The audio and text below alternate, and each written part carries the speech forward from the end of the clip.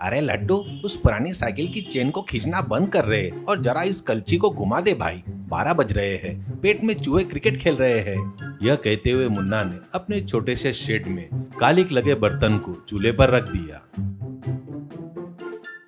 मुन्ना उस गांव का एक छोटा सा साइकिल रिक्शे का शेड चलाता था।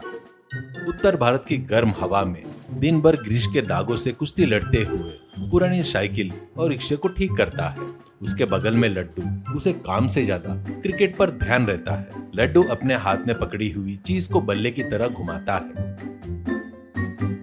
आ रहा हूँ भैया, इस रिक्शा का टायर पंचर नहीं हुआ है, ये तो अभी डक आउट हुआ है। इसमें नई ट्यूब डालेंगे तभी ये क्रीज पर टिक पाएगा, और अगर रोहित शर्मा क्रीज पर हो तो वो ऐसे ही फील्डिंग सेट करेगा। मुन्ना ने एक गहरी सांस ली। उस छोटे से शेड की कमाई से घर के बूढ़े माँ बाप को पालना था और शादी के लायक हो चुकी अपनी बहन सुमति की शादी का खर्चा उठाने के लिए एक बड़ा बोझा बन गया था। दिन में आने वाले 100-200 रुपए किसी भी चीज के लिए काफी नहीं थे। अरे लड्डू, इन जंग लगे बोल्ट को खोलने से हमारी जिंदगी नहीं सुधरेगी यार। बहन की शादी के लिए 1 रुपया भी नहीं जोड़ पा रहा हूँ। कल को अगर रिश्ते वाले आकर पूछेंगे तो हम क्या जवाब देंगे? क्या मेरे पास मौजूदा इन पुराने रिक्शे की चेन उन्हें दहेज के रूप में दे दूं क्या? ऐसा दुखी होकर पूछता है। दोपहर होते ही मुन्ना शेड के कोने में एक छोटी सी लकड़ी के चूल्हे पर खाना पकाता है, क्योंकि उसका घर काफी दूर होता है। जब वो खाना पकाता था तो उसकी महक से आसपास के लोगों के मुंह में पानी भी आ जाता था। मुन्ना जब खाना परोसता है तब लड्डू ने उत्सुकता से प्लेट पकड़ ली और भैया, जब मैं तुम्हारे हाथ की बनी ये दाल चावल खाकर देखता हूँ तो लगता है जैसे रोहित शर्मा ने कोई क्लासिक कवर ड्राई मार दिया हो। इतना बेहतरीन स्वाद रखकर तुम इन जंग लगी साइकिलों के साथ क्यों किस्ती लड़ रहे हो? तुम एक होटल क्यों नहीं खोल लेते? सच कहूँ, अगर कोई तुम्हारे हाथ का खाना खा ले तो क्रीज पर खड़ा बैट्समैन भी रिटायर्ड हार्ट होकर यहाँ पर आ जाएगा, ऐसा कहता है। अरे लड्डू, होटल खोलने के लिए लाखों रुपए चाहिए। मेरे पास तो बस एक जंग लगे काम के औजार और माँ के दिए हुए ताबीज के अलावा और कुछ पैसे हैं, करके कहता है। भैया, हमारे पास पुराना रिक्शा है ना, उसे ठीक करके उसे 1 फुट रिक्शा में बदल देते हैं। तुम बिरयानी पकाना, मैं सर्व करूंगा। हमारी टीम पक्का क्लिक हो जाएगी। चलो भैया, उस रिक्शा को कलरफुल बना देते हैं, करके आइडिया देता है। लड्डू की बातों ने मुन्ना को सोच में डाल दिया। उसने हिम्मत करके अपनी माँ के दिए हुए सोने के गहने को गिरवी रखकर कुछ पैसे जुटाए। उस पुराना रिक्शा को ठीक करके उसे बिरयानी बेचने वाले रिक्शा में बदल दिया। उसका नाम रखा रिक्शा वाली बिरयानी और बोर्ड भी लगा दिया। पहले दिन जैसे ही उन्होंने रिक्शा बाहर निकाला, बगल में बड़ा ढाबा चलाने वाला विष्णुवर्धन उन्हें देखकर गुस्से में आकर हंसने लगा। क्या रे मुन्ना, साइकिल ठीक करने वाले अब कर्ची पकड़ने लगे हो क्या? रिक्शा पर बिरयानी क्या है रही है? ये दलितर कौन खाएगा? जाकर उस चूल्हे के ग्रीस के दाग को धो ले। होटल चलाना कोई सेंचुरी मारने जैसा नहीं है, घास काटने जैसा होता है, करके मजाक उड़ाता है। मुन्ना की आंखें भर आई, लेकिन लड्डू चुप नहीं बैठा। विष्णु जी, स्पिन गेंद को कभी कम मत आंकिए, वो कब विकेट उखाड़ देगी पता नहीं चलेगा। हमारे भैया के हाथ के खाने का स्वाद चखने के बाद आपका होटल खाली होना तय है। तब आपको भी अपने होटल को पुराने चेन डालकर ताला लगाना पड़ेगा, करके उल्टा जवाब देता है। कुछ दिन में ही मुन्ना की बिरयानी का स्वाद पूरे गांव में फैल गया। कम दाम और लाजवाब स्वाद के कारण लोगों की भीड़ उमड़ने लगी। यह देखकर विष्णुवर्धन बर्दाश्त नहीं कर पाया। उसने फूड इंस्पेक्टर शिवशंकर को रिश्वत देकर मुन्ना के शेड पर भेज दिया। कौन है यहाँ बिना परमिशन के व्यापार कर रहा है? मुन्ना, इस रिक्शा का लाइसेंस कहाँ है? असल में इस बिरयानी में क्या मिला रहे हो? मुझे टेस्ट करना होगा, मुझे कुछ गड़बड़ लग रही है। ऐसे रिक्शा पर खाएंगे तो पेट में गड़बड़ हो जाएगी, करके कहता है। मुन्ना कांपते हुए, सर यह मेरी मेहनत की कमाई है सर, मैं बहुत साफ सफाई से बनाता हूँ, करके बोलता है। तभी लड्डू बीच में आते हुए, सर यह कोई मिलावटी बिरयानी नहीं है, यह तो वर्ल्ड कप फाइनल जैसी बिरयानी है। इसमें डाली गई इलायची, लौंग खड़े फील्डर की तरह एकदम परफेक्ट सेट है। आप एक निवाला खाकर तो देखिए, अगर स्वाद न लगे तो हमें हिट विकेट करके आउट कर दीजिएगा।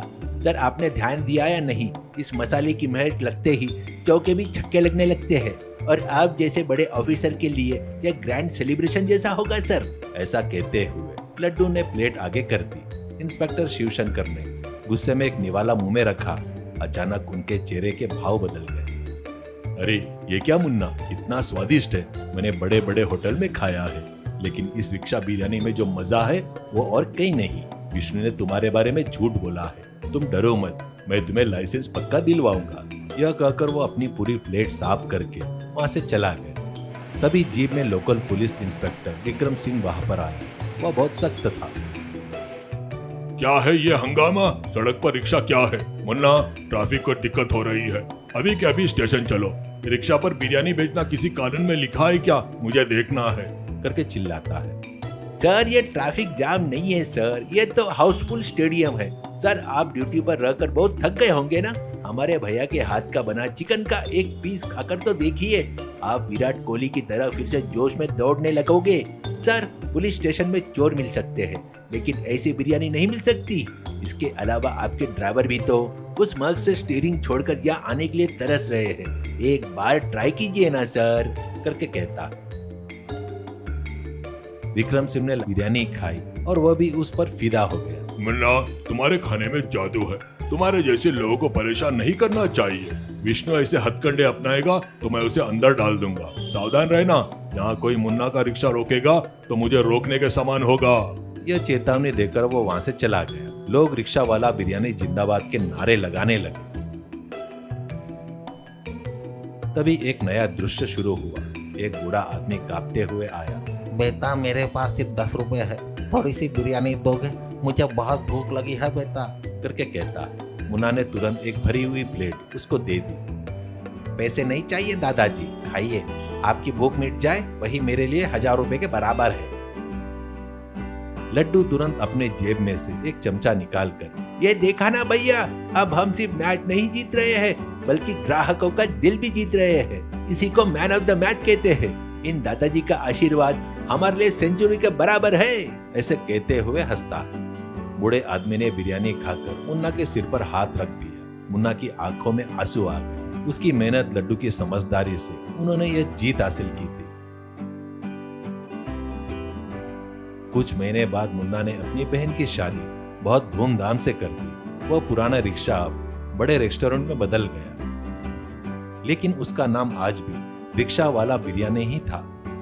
लड्डू आज भी वही काम कर रहा था और ग्राहकों को क्रिकेट की कहानियां सुनाते रहता था। देखा ना भैया, उस दिन जो हमने प्लान बनाया था वो अब आईपीएल ट्रॉफी के जितना बड़ा सक्सेस हो गया। तब हमारे पास ग्रीस था, अब ग्रेवी है। तब पुरानी रिक्शा थी, अब पैलेस जैसा होटल है, करके कहता है। जिंदगी भी क्रिकेट जैसी होती है रे लड्डू। मेहनत से क्रीज पर डटे रहे तो कोई न कोई गेंद पर छक्का मारने का मौका जरूर मिलता है। उस गेंद के लिए हमें धैर्य रखना चाहिए, ऐसे कहता है। सीख, कोई भी काम छोटा या बड़ा नहीं होता। जो काम हम करते हैं उसमें ईमानदारी और मेहनत हो तो सफलता जरूर मिलती है। दूसरों की तरक्की देखकर ईर्ष्या करने से हमारा नुकसान होता है। अपनी प्रतिभा पर विश्वास करने पर दुनिया खुद हमारे पास चलकर आएगी।